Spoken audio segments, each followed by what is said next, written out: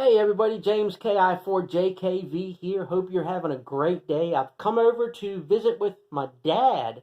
It's Memorial Day weekend, and we decided that Dad's going to share some of his Air Force stories because he was in the Air Force back in the 50s. So I'm going to just let Dad take it away and tell you all about his adventures in the Air Force. I I started my Air Force career when I got out of high school. I graduated on Friday and left Monday for the Air Force. Went in basic training down in Texas. From there, they decided that I was going to be a weapons mechanic on a fighter aircraft and all the weapons systems. And they sent me to Denver, Colorado for training there. I spent about 5 months in Denver being trained on all the different kinds of aircraft and all the different weapon systems and all those kinds of things. And when I left there, I volunteered to go to Iceland for a year. And the reason I did that, people thought it was crazy, but the reason why I did that was if you spent a year in Iceland, they guaranteed you one of your first three choices when you came back to the States.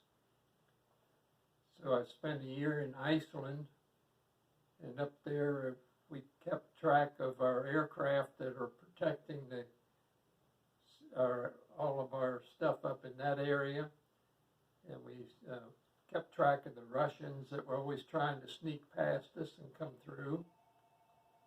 They never quite made it, but they tried.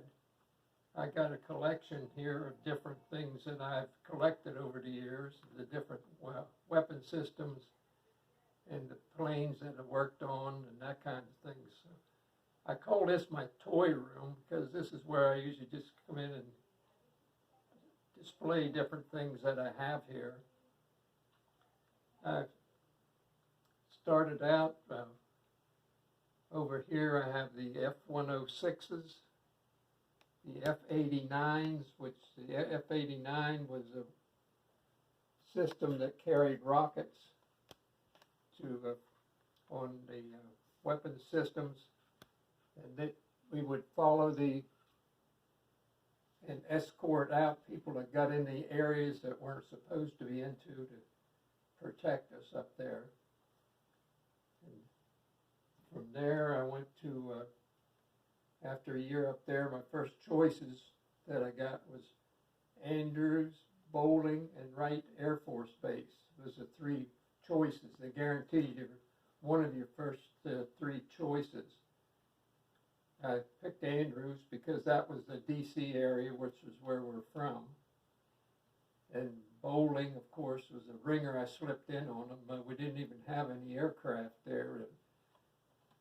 It was just stuff to protect the D.C. area inside the area, which they didn't need airplanes for that. So I wound up getting the Andrews assignment, which is right outside of Washington.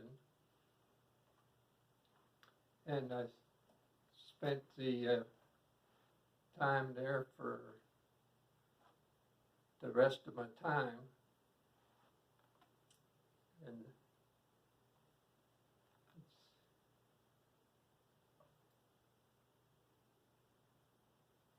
Yeah, show us your picture down there. That's a very interesting picture. Yeah. This is a picture of our area in Andrews Air Force Base, which was protected. It was a safe area. It was had maximum security, and we had all of our planes. We had 30 some aircraft there. They were loaded at all times with the latest weapons, guided missiles and all that kind of stuff. And our job was to cover anything on the East Coast from above, around New York, New Jersey, around there, and on down south. way past Andrews, way down close to North and South Carolina was our area. We had these alert hangars. We had aircraft ready at all times. They were loaded. We had one area where the planes were able to, they were on alert. We had 6 planes sitting there at all times with the crew 24 hours a day. And they would, as we call it, scramble. They had less than a minute to get in their planes and get up and running and take off. And we covered the whole East Coast back and forth. These were the F-102s and F-106s that we used. They would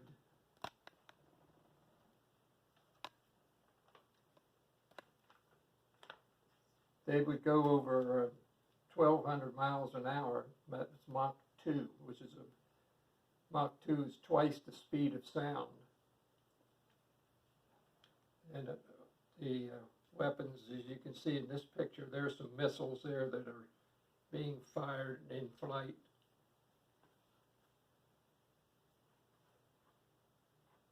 Was that F-106 in your movies that you did at the air show?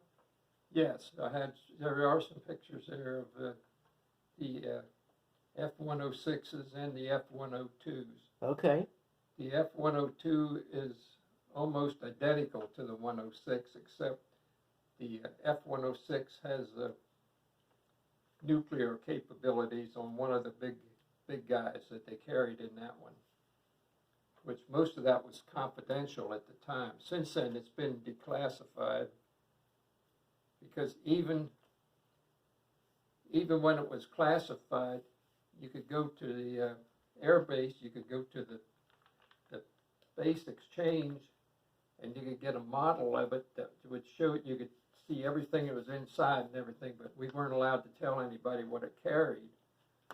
But you could go over there and get a model and make it and put the whole thing together. So I'll put that video, will pop up at the end. So if you want to catch the air show that shows all these, I'll put that right at the end. It'll pop up at the very end of the video. Yeah, there are videos of the Air Force. They used to have, on Memorial Day weekend, they would have an air show at Andrews, and they would have flybys of all kinds of, about every kind of airplane you'd ever want to meet. They would come by and do a regular show for them. We do have that on videos too. I can show you. Yeah, I think that's all together on the air show, because you spliced all those little reels into a real big one. Is that like a 15-minute Super 8? Yeah, back then those were 8 millimeters. That was high tech back in the late 50s. And was it like 2.5 or 3 minutes on a reel? It was around 4, I think, okay, altogether. It was. But I know you spliced them all because it was one of those big long reels that had all of them put together on it. Yeah, I spliced together a whole bunch of them. Yep, and I've got that on this channel, so I'll just pop that up at the very end. And anything else that I can think of that I can throw at you, that'll pop up at the end of the video. Yeah, let's see. So that's where Air Force One hangs out, in that hangar right there?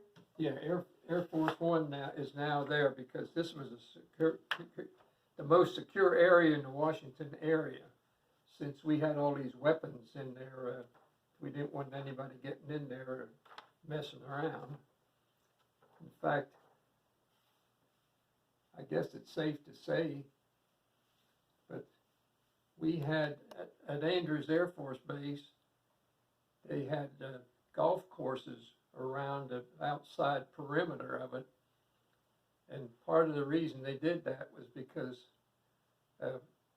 one of these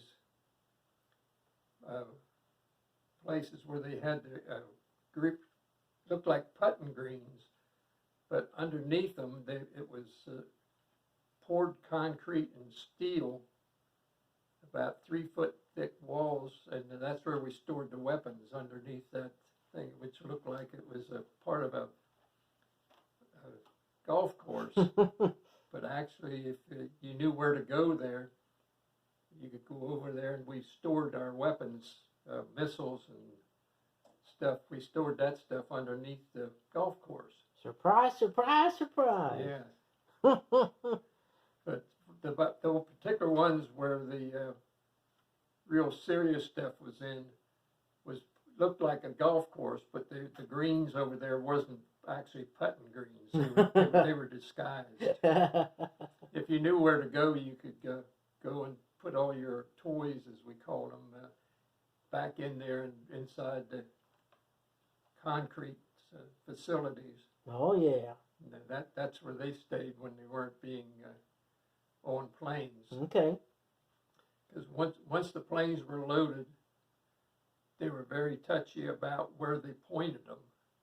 They had to stay within a certain range on the base, and they could only go in one particular direction.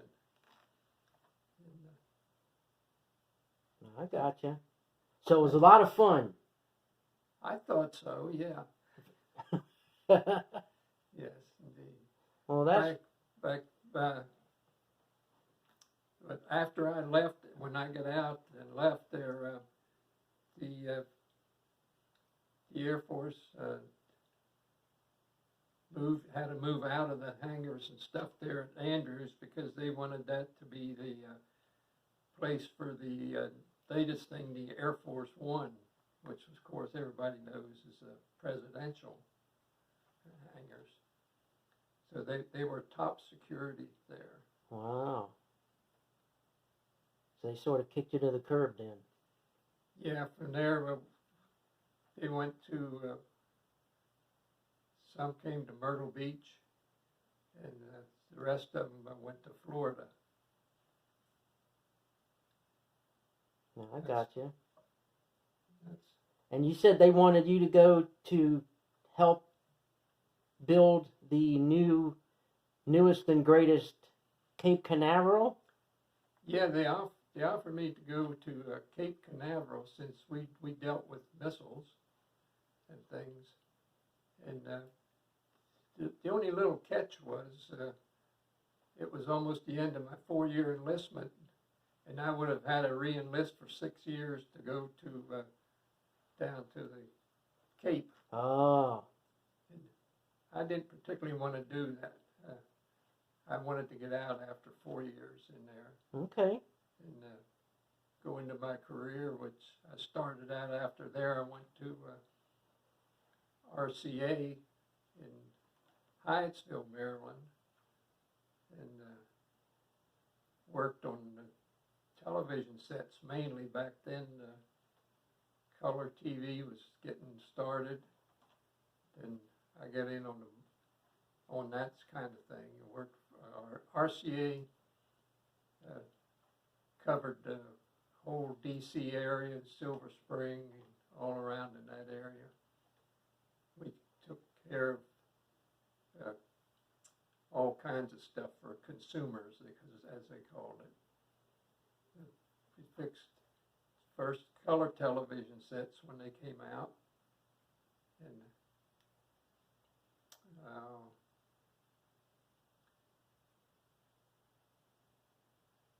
guess that's about it. So you went from black and white to color. What do you think of HD TV nowadays? I think it's very good that they've come a long ways. Our first color TV had, back then there were vacuum tubes. They didn't have transistors. Color TV, the first ones out, were almost $2,000. RCA developed it, and they,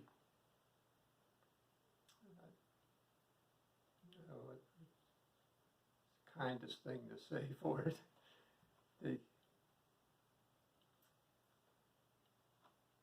They started out with vacuum tubes. The first color TV had about 40-some vacuum tubes in it. And to run those in your house, not only would it give you a pretty hefty electric bill, but they cost a lot. And to keep all them tubes operating, you kept the repairman pretty busy. So I worked for RCA, and we went door to door fixing color TV sets till about 1962, around that range. 1963, they came out with a thing called a transistor, and they come out with transistor TVs, and that pretty well wiped out the service in the home quite a bit, because they hardly ever failed.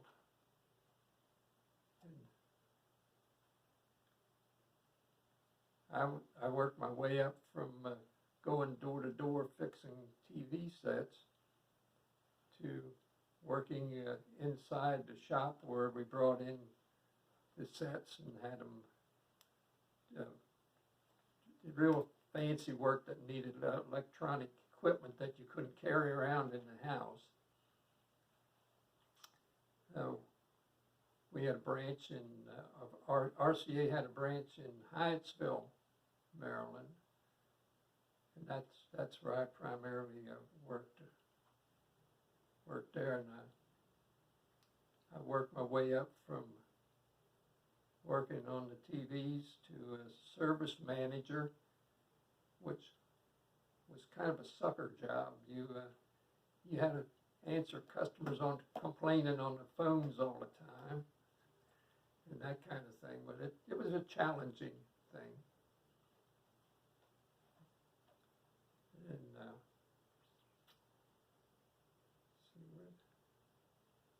Yeah, I remember going into the RCA on a Saturday morning, and as far as the eye could see on this bench were all these TVs tuned to the same channel. It was Bugs Bunny Roadrunner, and I was given a bag of popcorn and a Coke and was told by the service tech there that I was to watch all those TVs playing Bugs Bunny Roadrunner and to let him know if anything was happening on the TVs that shouldn't be. Like back in the day when they had the vertical roll and the colors would go. So I'd go and tell him, oh, this one over here is all green now. So he'd go and make some adjustments on that and let the thing just cook on the bench. They were all on the bench being tested. I remember that. I was probably like, 6 or 7 maybe? yeah. Long time ago. Yeah, we spent a lot of time on the bench fixing these things. They were pretty technical for their day. Yeah, that was early 70s. Back in the 60s.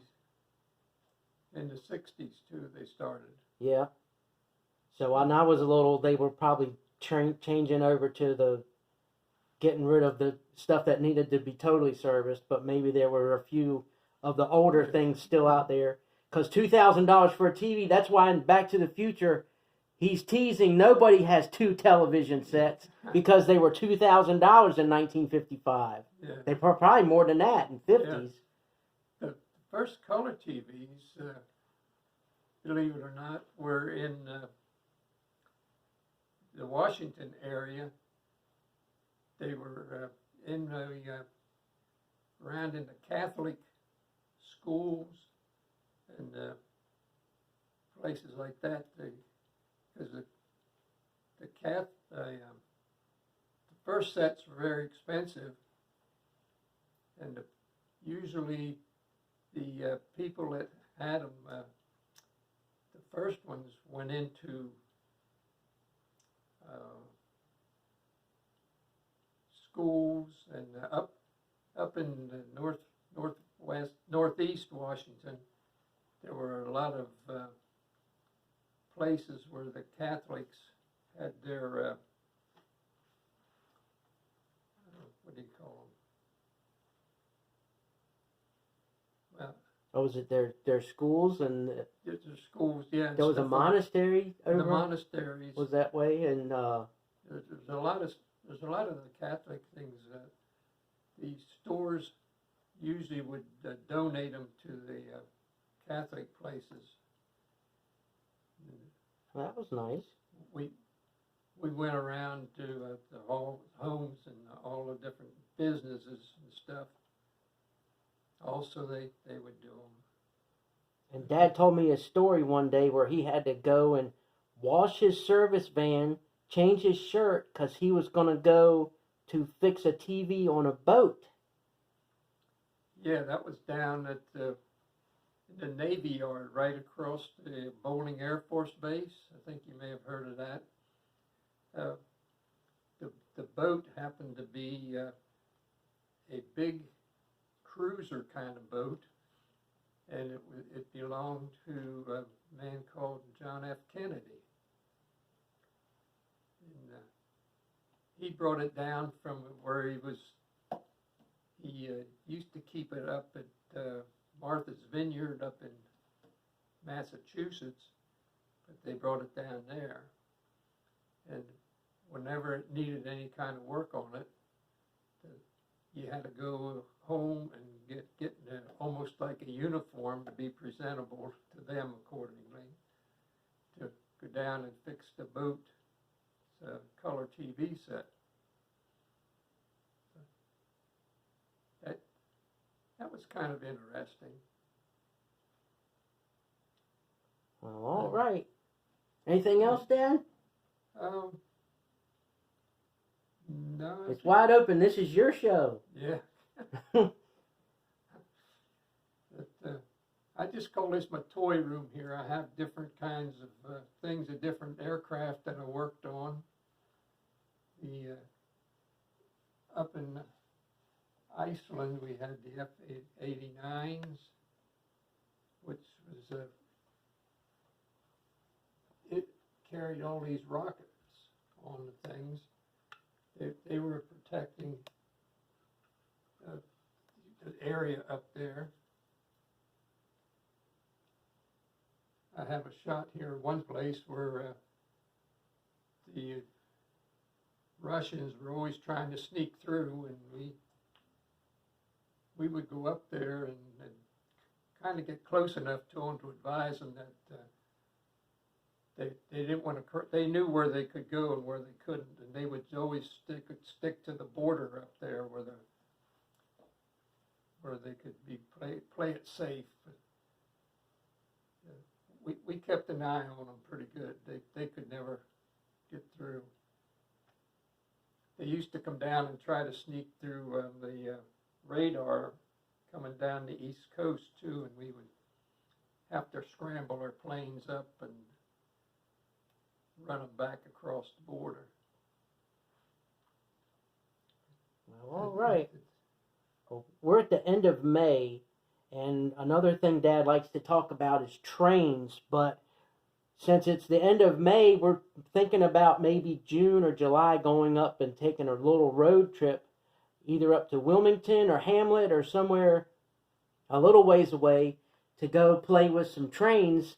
And Dad doesn't know about either one of those places. I think he may have been to Wilmington once, but they have a lot of new things there. And Hamlet, I don't think he knows anything at all about what we can play with up there.